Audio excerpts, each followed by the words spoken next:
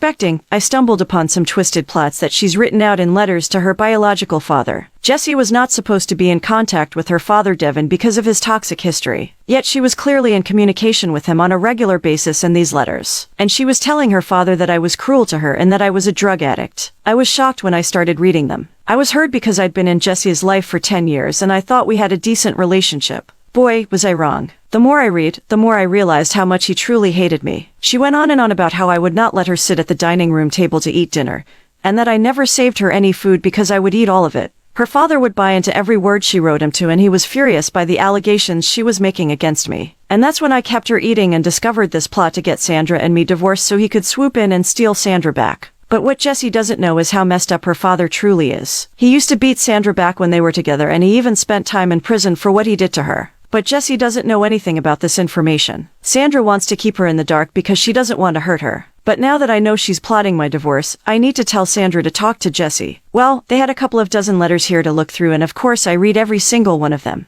I did not quite understand why she had the letters that she sent her father and his responding letters until I realized she had made copies of them. She sent to her father to be able to remember exactly what she had told him. I was doing to her because if she could not remember what she said, he could catch her in a lie. Pretty smart, I have to admit. But when I kept reading through the letters, one stood out. Unlike the others, she wrote that I would lock her in her room without food or water and would not let her go to the bathroom. I could not believe what I was reading. I'm surprised her father has not just shown up and knocked my teeth out by now. But then again, he was never a father of the year either. But I can't just sit around and let Jessie continue to spew these lies about me to her father and expect everything to be okay. That's when I noticed she left her phone at home today. So I grabbed it off her dresser and started going through it. I was not expecting to be able to find much because typically teenagers delete what they don't want to be found. But write their very wise text messages to her father. Yep, I don't know how she got his number because he did not give it to her when he responded to her letters. The text messages were full of Jessie telling her dad how happy she would be when he and her mom reunited and how she'll finally be free from abuse. I've never even raised my voice at Jessie, let alone locked her in her room. She just says anything and everything to paint me as the bad guy, and she's giving her father false hope that he'll be able to win Sandra back. It's not going to happen. Not if I can help it. After I finished reading the text messages, she also told her dad more lies about me. I started to get paranoid, like I was missing something important here. So I started tearing her room apart looking for more stuff to see if there's anything I did not find.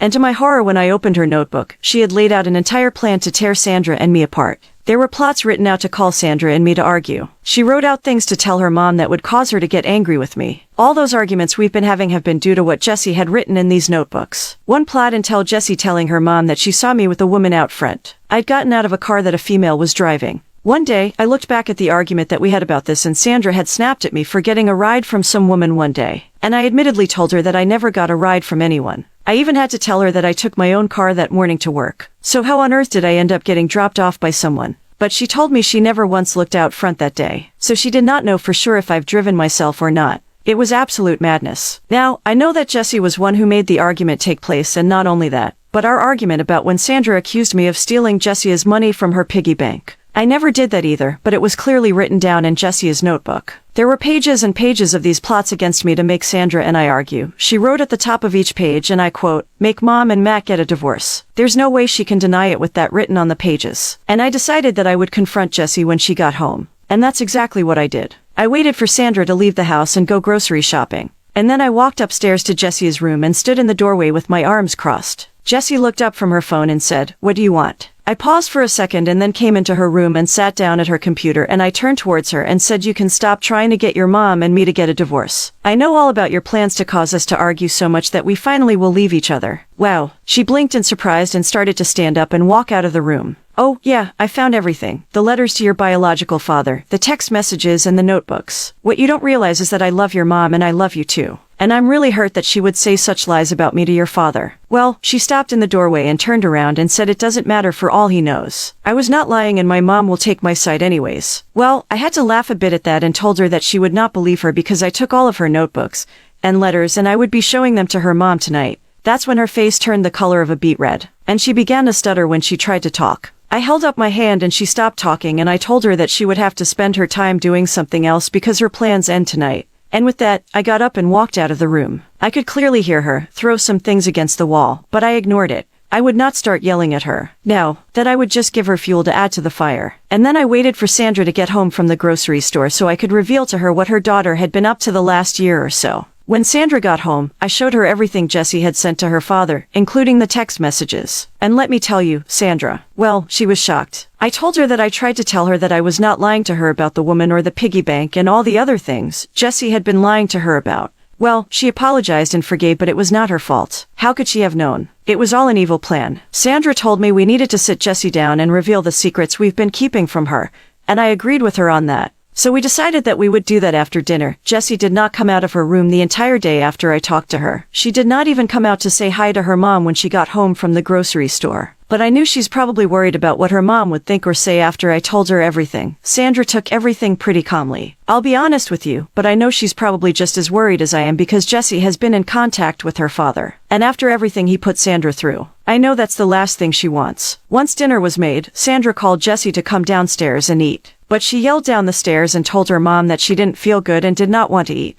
I looked at Sandra and she looked back at me, and then she told Jessie that she needs to come downstairs anyways, but Jessie refused. So Sandra and I walked up to her room and we walked up and sat on her bed while Jessie sat on her computer chair. Sandra told her that she knew about all the letters, the text messages, the notebook entries. She also made a note to tell her that she was not mad at her particularly, but she was very disappointed. She told Jessie that she was in love with me, not her father, and that her father was not who she thought he was. Jessie laughed at her mom and told her she did know who her father was and that he was great. Sandra looked down at her hands and sighed. I knew she had a difficulty hearing from her daughter, but I didn't really know what to do to comfort her when Sandra and I went to Jessie's room to talk to her about her plotting against me. I was just very worried about how Jessie would take the news about her dad. Sandra ended up telling Jessie that she would not cause her and me to get a divorce. She also told her that her father, well, he's a bad man, a very bad man, but Jessie would not believe her when she tried to explain what he has done to her. All those years ago, Jessie told Sandra that she did not care what her father had done, that she wanted Sandra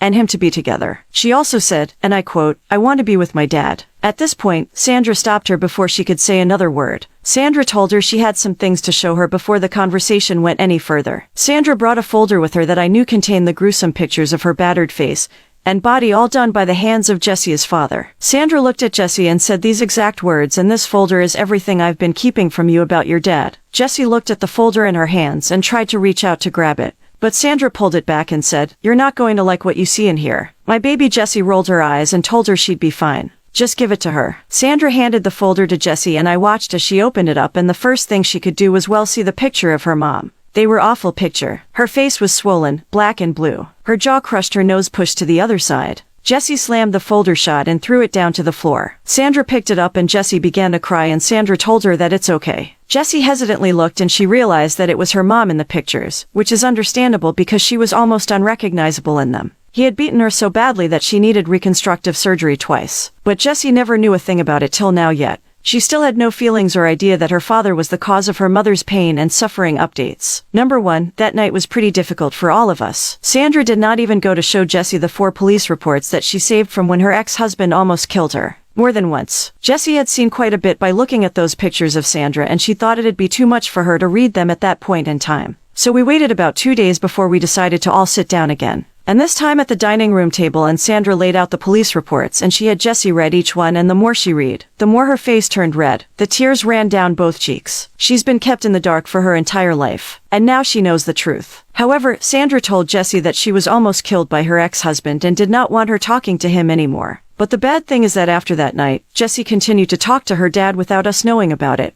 She tried to instigating arguments between Sandra and me, and somehow she convinced her father I was abusing her. I didn't know what to do anymore. Sandra told me she would take care of it, but she never really did anything about it. I was so worried that her father would show up and confront me. That's the last thing I need. And it happened. Sandra caught Jessie sneaking out one night, and Sandra followed her and found out that Jessie had gone to meet with her dad. Sandra followed her back home, and when Jessie got into the door, Sandra came in right behind her and she snapped at Jessie, absolutely snapped. She told her that she was not to see her father ever again. She also asked Jessie if nothing she had told her mattered to her. Sandra's yelling had woken me up, and I went downstairs to see what the heck was going on and found them both arguing with one another. I asked him what they were talking about and arguing. Sandra filled me in on the news, and yes, I was shocked after everything. Sandra told her she was still trying to be with her dad. It just does not make sense. Why would she do this to us? Update number 2. 2 weeks have passed and there was not any problem within that time. However, this morning, whenever Sandra and I got up, I walked past Jessie's room and noticed, well, she's not there. So I started looking for her throughout the house, but she's nowhere to be found.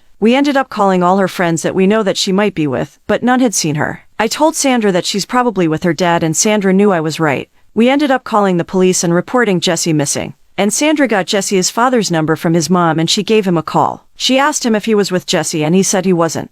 But when Sandra told him that we had filed a missing persons report for Jesse, he ends up coming clean and telling Sandra that she's with him. Sandra told him to bring her back home, but he was reluctant. So he started snapping at her about me and all the things that Jesse had told him, and Sandra had to explain to him that she was making all of it up, but he just would not believe her. He told Sandra that he was not going to bring her back home and that she was going to live with him from now on. That's when Sandra began to panic, and so did I. How could we possibly find her if she was with him? We don't know where he lives. And then I realized that I could call his mom and ask her. So I grabbed my phone and went into a different room, called his mom and explained the situation to her. She was very helpful and concerned for her granddaughter's safety. She too knew what her own son was capable of that. She did not want Jesse to get hurt by him. I walked back into the room. Sandra was in and she was now crying and begging him to bring Jesse back home, yet he still refused to do so. And I nudged her on the arm and held up a piece of paper that I written his address on. Sandra stopped crying and told him that it was fine if she stayed with him for a few days.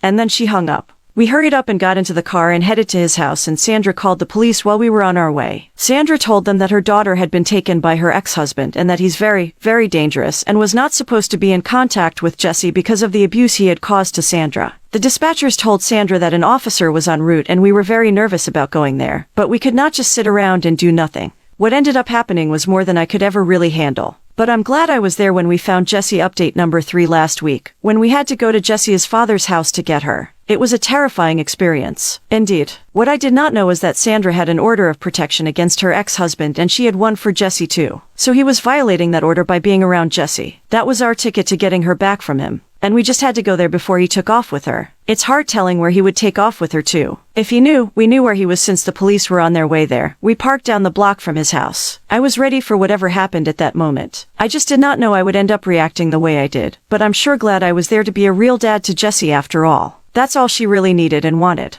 I told Sandra that we should wait for them to get there. But Sandra told me there's no way she would just sit around and wait, so we could add the car and walk up to the house. But before we go inside, an officer pulled up. It was a good thing. He did not have his sirens or lights on because he definitely would have made a run for it, so the officer could sneak up to the house, and he kicked in the door, which took Jesse and her dad by a lot surprise. Whenever he realized the cop was coming into the house, he ran for the back door, but the police officer pulled out his taser and tased him before he could make it. He hit the ground and convulsed pretty hard. Sandra and I both ran inside and grabbed Jesse and ran back outside away from the home. Sandra was hugging Jesse and Jesse was crying and hugging her mom back. She looked absolutely terrified by the whole situation. But that's when I noticed a black mark under Jesse's eye. I grabbed her, I looked at her, and I asked her what happened. She told me that he had slapped her in the face, and that's when I took off back inside and I tackled her father, who was standing up and handcuffed.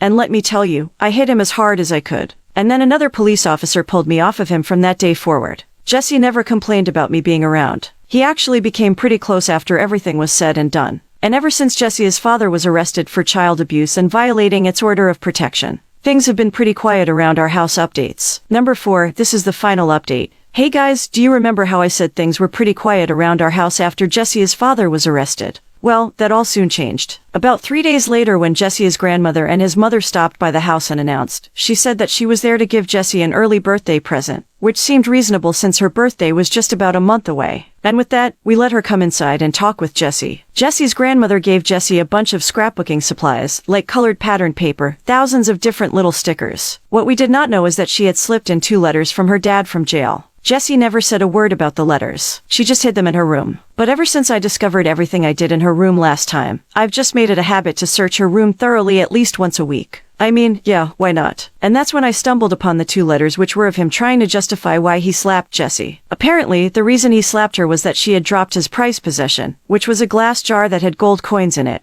He even told her in the letter that if she had left the jar alone, he never would have slapped her in the face. I was absolutely furious. And whenever Jessie got home from school that day, I confronted her about the letters and asked her if she had written them back. Well, to my surprise, she said she did not, which was a relief. But then I noticed the look on Jessie's face and I asked her if she's okay, and she said these words: "Well, he showed me who he really is. I don't need to have to tell him why it was okay to hit me over a jar of old coins. You've been more of a father to me than he ever was."